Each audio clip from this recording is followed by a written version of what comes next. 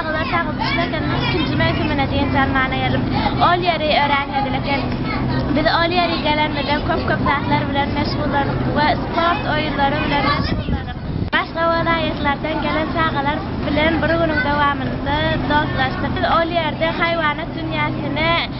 hayvanat dünyasına gittik ve ol yerde bir neçe hayvanları gördük. Bir de sniper oyunları, voleybol oyunları ve bir neçe oyunlar bilen meşgullanıp ol yerde hem medeniyet merkezinde bir neçe çağlar için oynanılan yerler ve kuşt otağı, payxas otağı, kompüter otaqları ve köp otaqlar var.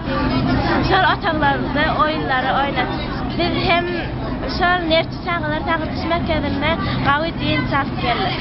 Gawy din çaldık.